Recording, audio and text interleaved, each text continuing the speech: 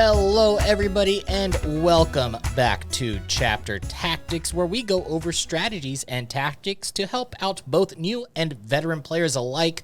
As always, I'm your host, Magikarp Use Fly, and with me today we have our co-hosts, Demeki. Hey, everybody, how y'all doing?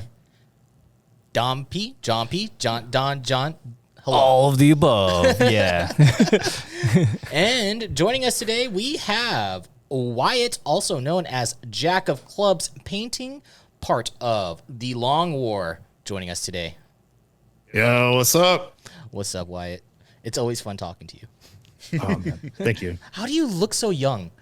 This is just a. I'm just saying, like, clean living. Like, I eat a lot of Taco Bell. I drank a Baja Blast earlier today. It's just, it works, man. Yeah. Demeki was telling me that Baja Blast is the fountain of youth. Yeah, it's true. You bathe in it. You drink it. You become it. Yes. Yeah. Don't you have like a Baja Blast Grey Knights army? I do. Yeah. That's like, I'm still working on it. I told you guys, but a while back I was putting them into one of my cabinets and I dropped two of my custom printed Dread Knights that then exploded into a billion pieces. So I was I'm not gonna think about Grey Knights for a little while. I feel it. They Baja blasted. Yeah. They did. They really did. All right. So today what we're going to be talking about is team tournaments. The Las Vegas team tournament just happened. Explosive game. There was like, how many people were at that tournament? Like 300? It was 60 teams of 5 originally, but it ended up being 58 teams of 5 that was actually there. Oh, so like 150. No, it was about 200. 5 times 6 is 30. So then that would have been 300. Yeah. So take so away 200 10. something. Yeah, 290. 290. Yeah, 290. Math hard. Yeah. So And not only that, like almost every heavy hitter in 40K was there. Oh yeah. Oh yeah. Yeah. Oh yeah. Yeah. Art of War was there. I think that I saw Brandon Grant was there. Yep. Brian Poland was there. Yep. Team Battle Brothers was there. Yep, Jim yep. Vessel, like Army Esports was there. Like Wyatt Turk basically was there. anybody Katie who Boucher was there. I was there. Yeah. Yeah, So there was no soft teams there. It was hardball. yeah, it was mega hardball in a tournament, in a team tournament. I guess like event. Yeah. That is it's like new. The whole idea of a team tournament is becoming more and more accepted, and we're seeing a lot more of them nowadays. So it's interesting to see how it's evolving, especially now with the game becoming more and more popular, especially the competitive scene becoming larger and larger. Right? Yeah. Yeah, and Reese told me while I was there, too. He's like, oh, this is our first one. And I was like, oh, I thought you already did one before. He's like, no, this is the first one. Yeah. So that was cool. Yeah. Lots of people. That's so much. I'm just thinking about the logistics of all of those tables and all that terrain that like needs to be brought out. Oh, man. Oh, Dude, I felt so bad. I guess we can get into it later, but like the terrain was pretty banged up by the end of the by the end I'd of the imagine tournament. so. Yeah. Yeah, a lot of shit was broken. Yeah. Stuff was broken. All right. So before we go on to the topic here, I have a Did You Know today. Today's Did You Know revolves around Harlequins. This is one of their weapons. This is a Harlequin Caress. Apparently, how the weapon works is that it's surrounded in a phase field, and it allows the troop player to reach through any kind of armor, and they can basically pull out the heart of their victim like they were just passing their hand through air. It's just, like in a... Kalima! Yeah, it's literally Kalima. Which sounds incredibly broken. yeah. How's that not an instant kill? Yeah, right? Like you just reach into power armor and Sounds steal like Space a Marine's Mortal heart. Kombat fatality. Wait, how much AP is it? Hey, man, Oh, that's why they have two hearts. And they thought about this. yeah, Ah, that's true. yeah. That's true. They can only grab one heart at a time. I think it's AP 3. Oh, should be more. Maybe AP 10. AP 20. Damage 10. yeah. But yeah, that's the Did You Know for today.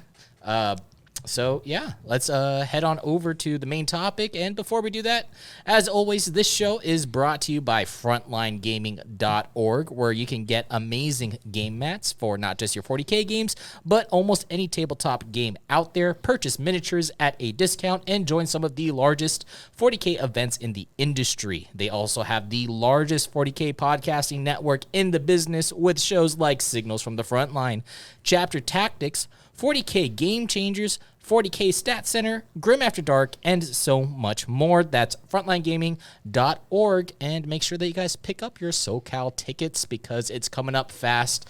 We're going to be there. It's going to be a great time. And Ooh, I'm going to be there. Ooh, wait, are you? Yeah, Wyatt's going to be Yeah, there. I am going to be there. Oh. I always go to, like, SoCal is one of my favorite events, dude. I love that. Okay. Yeah. It's a good plug. It's a good plug. Now, before we move on, I completely forgot to say this, but Wyatt, how about you introduce yourself to everybody that hasn't already known who you are?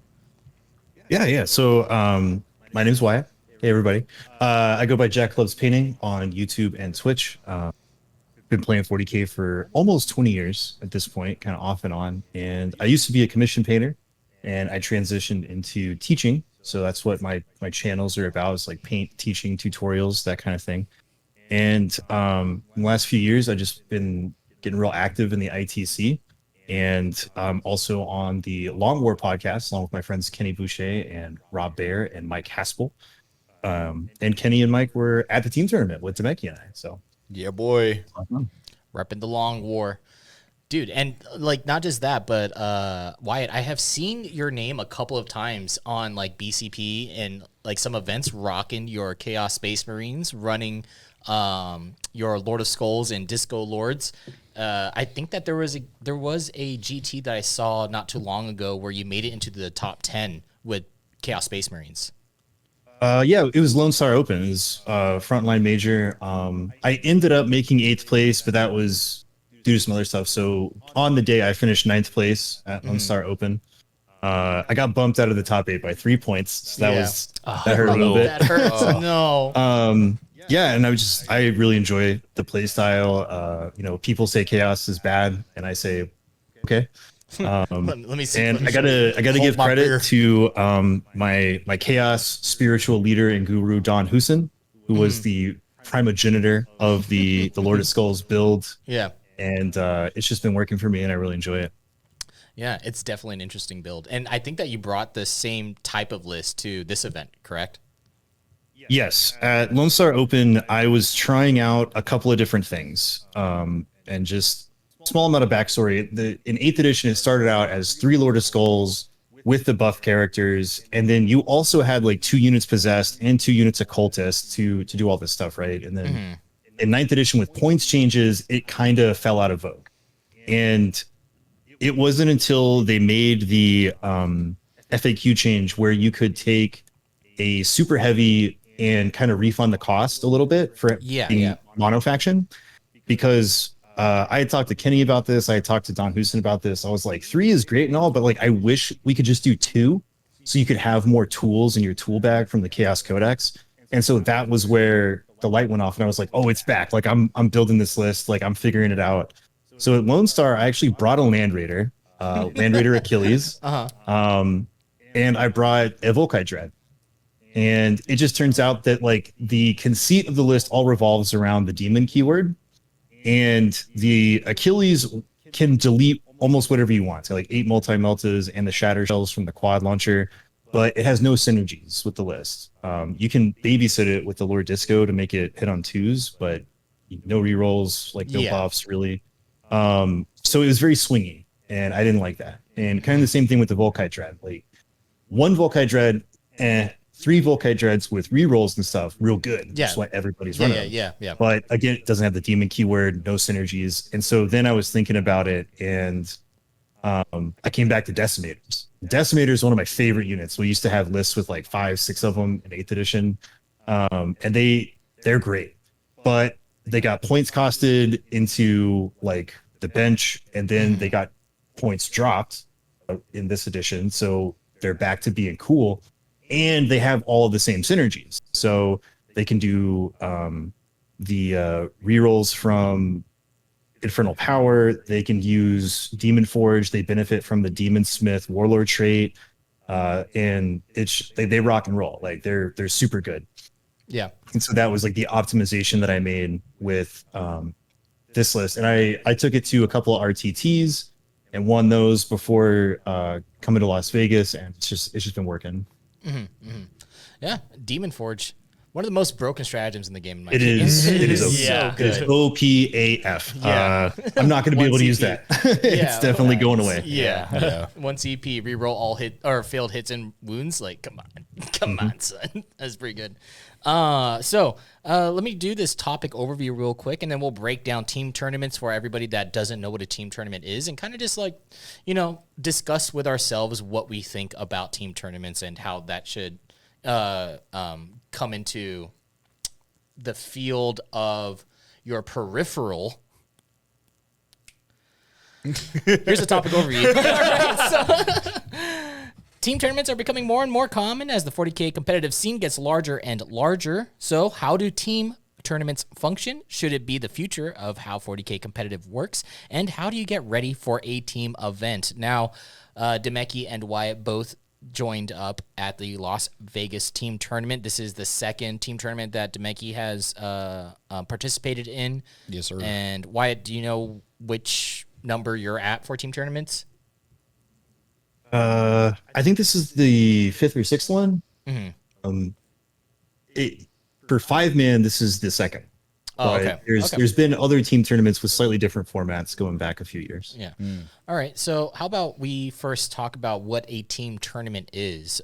Now, John P., you haven't joined a team tournament. I haven't joined a team tournament. What do you think about like the general idea of a team tournament first before we start breaking it down?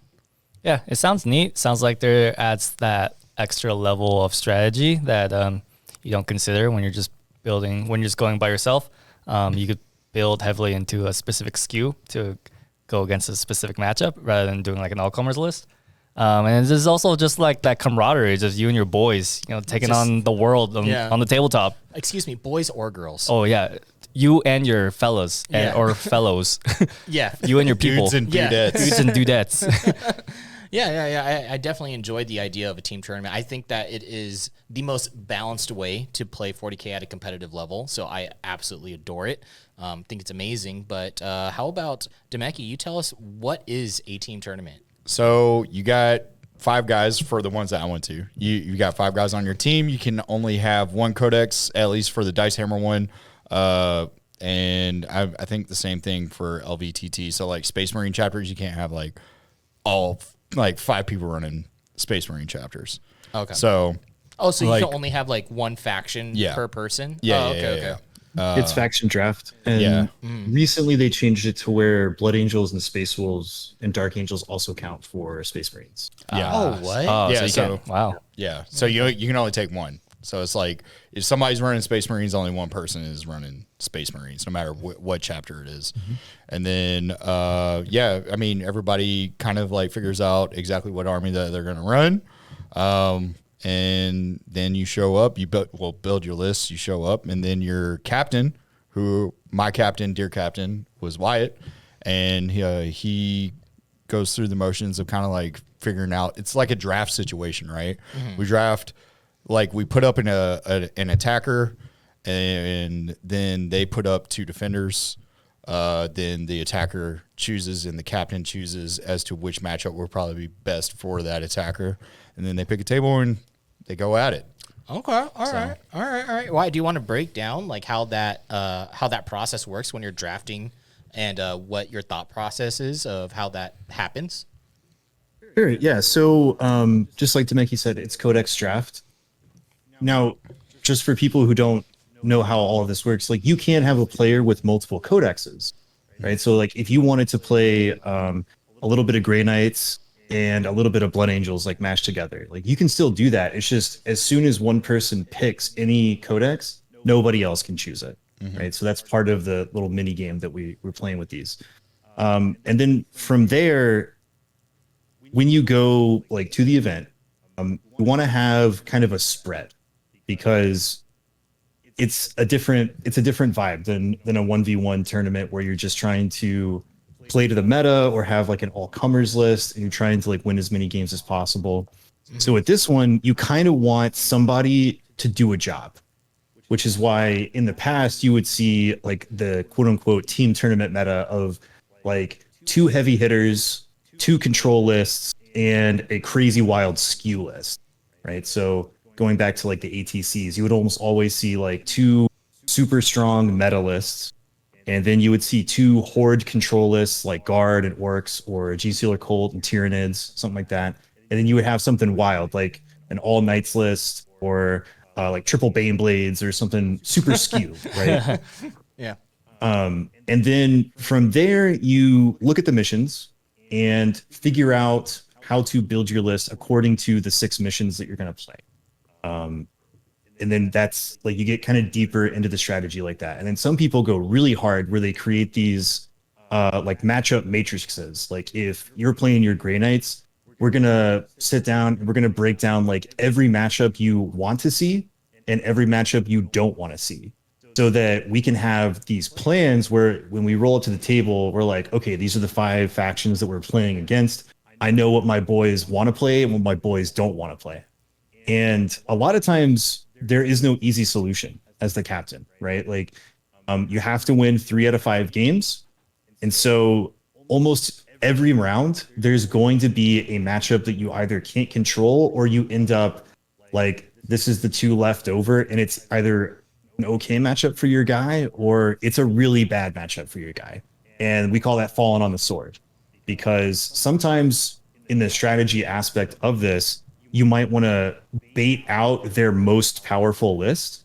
Like if you guys are on the team and like John P is like your heavy hitter and he's won every game up to this round, we're like, we want him out of the equation, right? So we might have somebody like myself or Demeki or whoever it might be, like we're going to try to bait John P into picking into that guy so that he can fall on the sword, and like he's going to take that L no matter what, but it sets up 4 good matchups for our team to try to win the round. Yeah, it sounds like a lot more balanced instead of just going into a GT single or at a major single where you want to build an all-comers list, and like not every army can build an all-comers list effectively in the current meta or like in any meta at any given time. And so having the option to be like, all right, I'm bringing Space Wolves. I know that. What's your biggest? What's your most difficult matchup with Space Wolves, for example? I guess probably Jakari. Okay, so you're like, oh, I don't want to go up against Jakari. And so when you have this team tournament, then what you're doing is that you're making it so then it's easier for the person that doesn't want to go up against that match up, right? Yeah.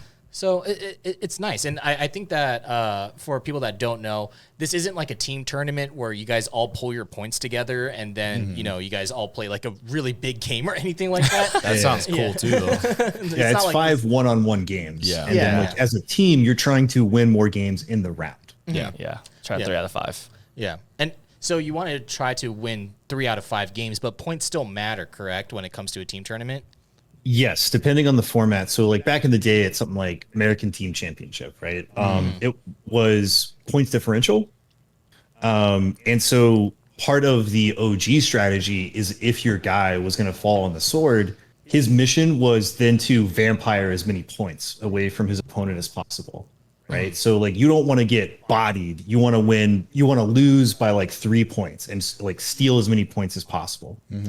But there are pros and cons to both new ones, which Frontline has talked about a couple of times, and I tend to agree with them. I think the just straight up win-loss leads to a little bit less toxicity as far as like the minute management of points and that sort of thing, and it just leads to better scenarios overall.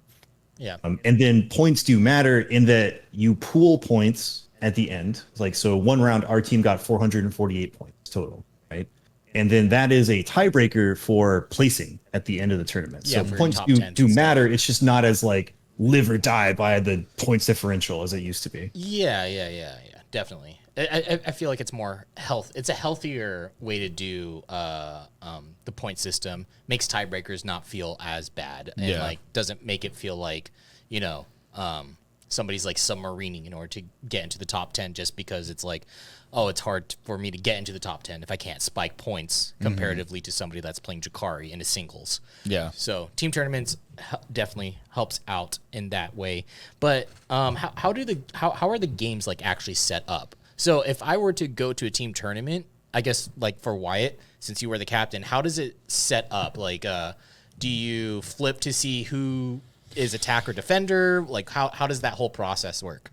Yeah, so we'll get our pairings. We'll go to the like line of 5 tables, right? And then the captains, what you're supposed to do is you're supposed to have your defenders like in order, like picked and ready to go, or at least like your first couple. It depends on how try hard people are being about it. Then you roll a dice. Whoever wins that dice roll gets to like pick the table, right? And so you put forward your defender. They put forward their defender blindly, and then you flip at the same time. And then you put forward attackers, and the defender of each team chooses between those, and you go from there until all the pairings have been made. And then picking tables is alternated, right? So like if your team got the first table pick on defender number 1, then we would get to pick on defender number 2, and so on. Okay. Now, I know that the LVTT had, I think it's called player optimized terrain. I think that's the lingo that we're going with. Yeah. How did that come into the LVTT as well? Because that's an entirely other beast when it comes to the game. And that, I think that's what I like about the team tournament situation so much, is because it's just a draft phase. It's like when it came to like League of Legends, when I was watching like LCS and stuff, the draft phase was like always my favorite part of the entire like tournament. It's very hype. Yeah. Because then you get to see matchups, you get to see like percentages. It pokes my brain of like, and then whenever I got like the draft phase correct, it made me feel good. Oh, they're gonna pick this champion. And not only that, the music. This is kind of a weird situation with the tables. So I personally really like player optimized terrain as an idea, in that like we played it at Lone Star Open. It went great. We played it at this event and I liked it. I personally really like it. However, I do not like it for actual team tournaments. Okay. And the reasoning behind that is because part of the strategy of team tournaments is picking tables. Yeah. And there is like, if you could pick a table, but I have to send you into a really bad matchup, you then have a little bit of power to pick the table where you might be able to like flip the script on your opponent. Like, I don't like this matchup, but if we're on a table with no terrain, I can lay it down, because he needs terrain to be able to beat me or something like that, right? Yeah. Like maybe you don't care about terrain, or maybe you do care about terrain, and then you can play terrain games and it hinders your opponent. Yeah. So in essence, all 5 tables end up being the same table, quote unquote, right? Yeah. Because of players being able to place terrain however they want. Yeah. And the way the player optimized terrain even works is that each player had so many pieces according to the player handbook. The table is divided in half according to the mission. So normally, like most of the time, I worked it out with my opponent. If we were playing like hot dog, hamburger, whatever, all right, well, we're going to divide the table in half like this, and then we're going to set up the terrain. Terrain is also done the same way as deployment, right? You put down your first piece, your opponent puts down their next piece, so on and so forth, until all pieces are on the table. One of the problems that we kind of saw everybody was having with the player optimized terrain was that as they started putting down pieces, certain pieces you had to measure further distance. So like certain pieces you needed to measure 6 inches from, and then some were only 4, but you also had to be 4 inches off the table edge. So like everybody was running into the problem where they put down a couple of pieces and then they have like 2 pieces. They're just like, I don't know what to do with this. Oh, because they can't put it down. Yeah. And so like it becomes like a Tetris problem. Yeah, exactly. Yeah. So like, it happened to me during my second match on day 1. We tried to call a judge. We never had a judge come over. So we just, gentlemen, we were just like, well, what do you think we should do? So we decided to just place it down and just roll with it. So does that cut into your playtime at all? Yeah. So you still have I think they gave us, we started at 9 and it ended at 12 for the first match. So they gave us like, it felt like a little bit more time than average, but it was still like 3 hours. Yeah. So it was normal amount of time, but honestly, like most of my matches, it was quick. It was really quick. Yeah, because everybody knows what they're doing. Yeah. After you've seen the player optimized terrain and you've seen all the tables and you've done it like once, then you're just like, okay, well, I know what I need to do for my army on each table to a point, because you know what each piece of terrain does. The other thing that we found interesting after day one when it came to the player optimized terrain was that, you know, we've been playing for so long in 9th edition, we were used to certain things being like forests, they're -1 to hit, difficult ground, all that stuff. Well, at that event, they were obscuring. Oh, wow. Yeah. So we were all confused. We were like, the limitations of what they right. have. Yeah. So they have like forests, like a little footprint style terrain. And because of months of how the game has been evolving this year, they decided that those pieces of terrain, they just need to be obscuring to have more pieces of like small to medium size obscuring terrain on the table, so that they didn't have to invest in thousands of dollars and hundreds of man hours into a bunch of new pieces of terrain. That's in the player packet. So, you know, if you didn't read it, that's on you. Everybody kind of understands that's how it works though. Yep. Yeah. So I guess enough about terrain. How do you prepare for all of this, the team tournament, with like in terms of your list building and everything? Do you guys go into it like knowing? I mean, you mentioned it before. You have your hard hitters and your skew list, but how did you guys do it personally, like internally? So I mean, the easiest way is just like, what do you guys got? Like, what do you want to play? Right? It's draft. You know, so first things first, you got to find 4 friends. Yeah. So that's already hard. Yeah. Make 4 friends. Yeah. Figure out what their collections are, and and then come to a consensus, right? And then when you have that plan kind of done, right? So even if they might be down to like build a new army, like Demeki went super hard and just built a whole Drukhari army just for this event. So like, mad props on him being such a team player. When you have that aspect done, then you can get into like list building. Okay, so if I'm playing Chaos and you're playing Grey Knights and you're playing Space Wolves and you're playing Drukhari, like what do we want our lists to look like? Like what role do you want to fulfill? Like do you want to be control? Do you want to be like the dude who's just like, I'm just going to try to table a certain build? Do you want to go skew? Like, do you want to be like, I'm going to put as many Dread Knights into my Grey Knight list as possible and like do this wacky stuff? Like that's when you kind of figure that all out.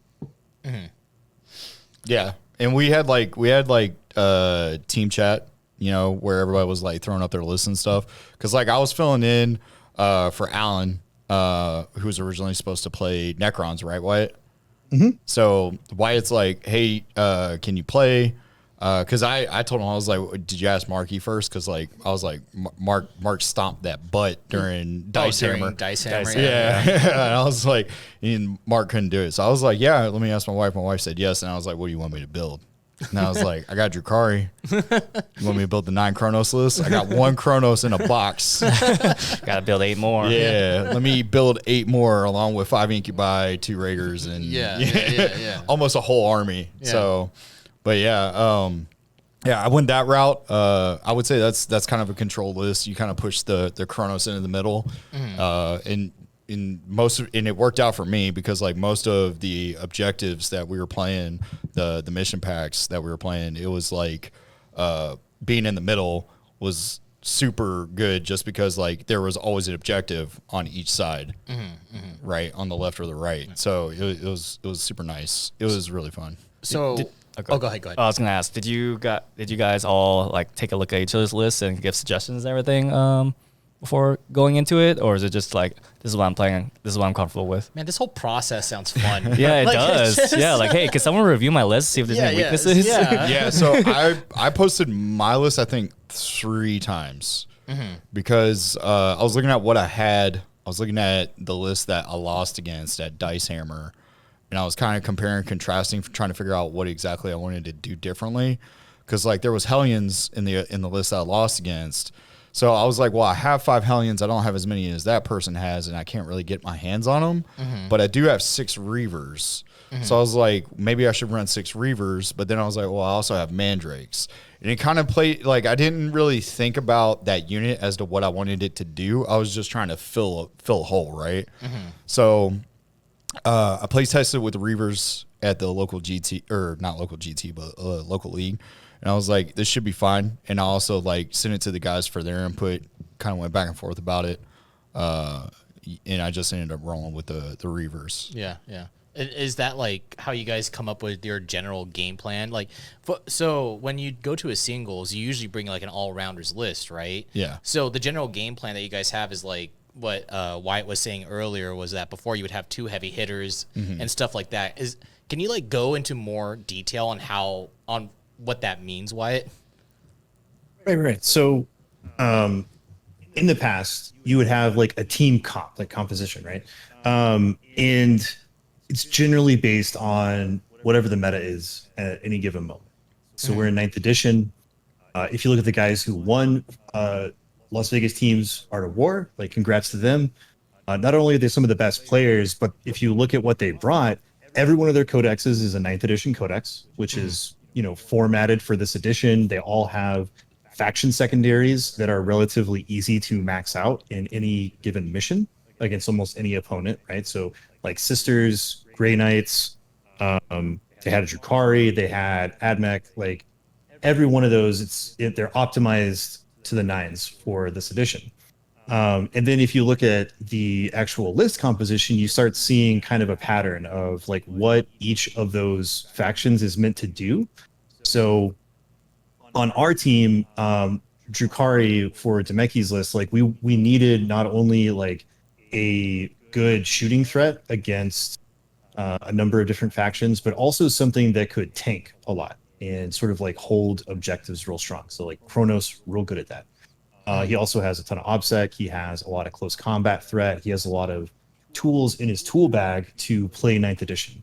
Yeah. And then we look at what Kenny played. So he's like OG Death Guard guy, an expert at Death Guard coming in. And he's also got things like the Beat Stick Morty. He's got Indirect, which is really important. He's got things that do heavy damage with those entropy cannons. He's got ways to do faction secondaries for easy 15s. He's got ways to do easy secondaries like retrieve Octarius data, right? So you can win a game with 97, like, and it's easy. Why try to win a game with 100 and lose? You know what I mean? Yeah. And then you have other things like my list. So I'm playing Skew. I'm 2 Lord of Skulls and Decimators, right? So I can take a lot of things that maybe Death Guard can't. So let's just say we go into a matchup and they are like tailor-made for killing Space Marines, right? I can take that list because you're never going to see my Space Marines. You're never going to interact with them. You get Lord of Skulls and Decimators and that kind of thing to interact with. Yeah. And you just kind of go from there. Like primarily it's what can you bring? Like what do you have? What can you bring? And then anything else is icing on the cake. But having an optimized team comp can be important if you want to place really well. Yeah, so then you have different options to run into different matchups that you know that you're not going to do well with, but your buddy can, right? Yeah. Hey, I struggle against Admech. You want to take this Admech matchup for me? I'll take that for I you all struggle day. against Admech. Can you take this? I struggle against. Oh wait, you Does too? everybody just struggle against Admech? Wait a second. So, I guess this brings us to like the big elephant in the room when it comes to team tournaments. Do you guys think that it should become more of the norm for competitive 40K? I'll play the devil's advocate against it. So yeah, what do you guys think? We'll lead this up as a round table. John P, do you want to go first? Yeah, I think it's neat. I feel like there's room for both, obviously. How do I say this? Obviously, at these events, you're gonna see the same people finishing at the top. Art of War, regardless. And if Art of War shows up to a team tournament, chances are, they're very likely to win it. Yeah. And same thing with singles. Even at the last event, we saw 2 Art of War in the finals. But I think I like it because it gives like some other armies a chance to shine. Like at this event, the person that finished at the very top by himself, or I guess on a solo level was a Knights player actually. Yeah, he scored the most. Yeah, he scored the most. He won the most. He scored the most. Yeah, so it gives people like that a chance to shine. Yeah, so I like that. Shout out to Kenny for getting 4th in overall. Oh Yeah. He killed it. Some BDE. Yeah, Some BDE indeed. Yep. Wyatt, you want to go? Sure. So I think there's a lot of pros to team tournaments that I really like. Just echoing the sentiment that it's very freeing for players in general, but like a list that you might really enjoy playing all of a sudden isn't bad, right? In the grand scheme of things. Maybe you just like really want to play the wildest like monster mash Tyranid thing that you can, and it just doesn't work in a GT. Like it doesn't work in the current meta. But here, like all of a sudden you might be like your team's saving grace because nobody's prepared to see that weird stuff. Yeah, you're the Knights. I love that aspect of team tournaments, right? I like the mini game of choosing your opponents and all that fun stuff. But to directly answer the question, do I think it should become the norm? No. I want to see more of them, like 100%. I want like 5-6 of these a year. But as far as like the ITC, the competitive circuit, I still think that the one-on-one ladder rank system is like the best for competition. But I would like to see a whole lot more team events. I think that in order for the game to get bigger competitively and almost like esports, right? I feel like I feel like the team method is the way for it to get bigger. I mean, because if you think about it, like golf, tennis, like all these like one-on-one type matchups, like how often do people like sit there and actually watch that, right? Especially like our generation, right? Like I'm not saying nobody watches that. I'm just saying it's probably doesn't have as much viewership as like baseball or the NFL or rugby or soccer, or, all these other team sports. And I feel like that adding the team aspect to the game helps that, and it keeps people more interested, and then it gives them not just one person to root for, but it gives them a team to root for, right? Now we got branding going on, and other people growing, right? And the community's getting bigger. Like, I feel like the team aspect is the way to go on the competitive scene. I still think there should be a solo scene, but I feel like if we want this to get bigger and bigger and bigger with larger prize pools, I feel like the team is the way to go. Yeah, I definitely agree with that. I feel like that the way that 40K is at right now is like where fighting games, like the competitive fighting game scene was back in the day, like with Melee and stuff, people playing in 100%. Yeah. It's still on its infancy, right? Yeah. I think that team tournaments, exactly what you said, where it does create branding for different teams. Like, the only teams that I actually know of, like off the top of my head, is Battle Brothers, Art of War, Dice Hammer, Frozen Front, and Long War. Yeah. And those, we're there. Yeah. And those are like the only ones that I really know of off the top of my head, right? And there's a lot of really great teams out there. There's so many. Yep. And it'd be great to let them have light shined upon them. Like, what is more interesting of a title for an article? Nick Nanavati loses to X player, or Art of War loses to Battle Brothers at this team tournament major, right? Like, there's so much branding that you can do off of it. But the only con that I see when it comes to a team tournament is resources. Because like holding just this event for FLG, we already said that was like 290 players, right? Yeah. That's a lot of resources that you have to pull for that. It was a very large venue. So there's a saying with team tournaments where like you should get an award if you show up with all 5 people. Yeah. I 100% agree with Demeki on this. Like, I want to see more prestigious events be team tournaments. Like, I would like to, let's just say that if we could have a major in every month of the year, 6 of those should at least be team tournaments. Yeah. I want, like, that would be great. I'm so for that. As far as it being like, quote unquote, the norm for competitive 40K, I just don't think it'll ever work because the norm for competitive 40K is like 20-man RTTs. Yeah, Yeah. exactly. And Exactly. being able to shift that to a team event type of thing is never going to happen. So like you have to keep your RTTs, you have to keep your mid to large GTs and your smaller to larger size one-on-one majors. But I definitely want to see more prestigious team events. Yeah, because like you have to also take into account like Jimmy in Flyover USA, where he can't, where like the most that he can get is like maybe a GT if he were to drive like 2 hours, right? Right. Yeah. Like maybe once every other month, Right. something like that. And then he has to, if Jimmy wants to participate in a team tournament, he needs to find 4 people. Yeah, he has to find 4 people and then travel to one of these events. Like that's And there is free blade system for these. Like you can sign up and as a single guy as a free blade, and they will pair you with other people. It's just like you kind of have to go into it knowing that like you're probably going to get riggedy wrecked because you have no synergy. the majority of those teams are like 5 people who've been strategizing for a few months. But those guys, they show up, they're like the life of the party. So it's like they're in it to like have a good time. Yep. Yeah.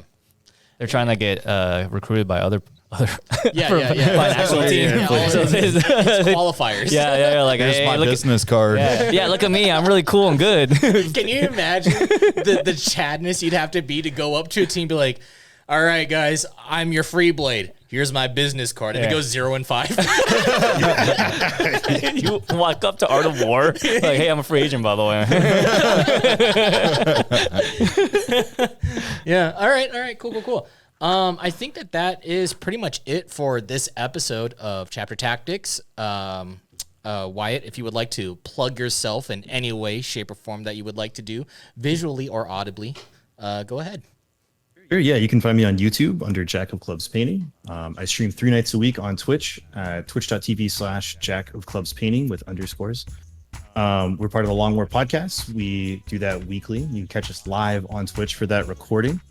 And yeah, good talking to you guys. Awesome. And as always, we are the crew over at Dice Check. That is youtube.com/Dice Check if you guys want to check us out. And yeah, that is it for this episode. Thank you all for listening. Make sure you guys get your SoCal tickets, and we'll see you guys in the next one. Bye-bye. We love you. Bye-bye.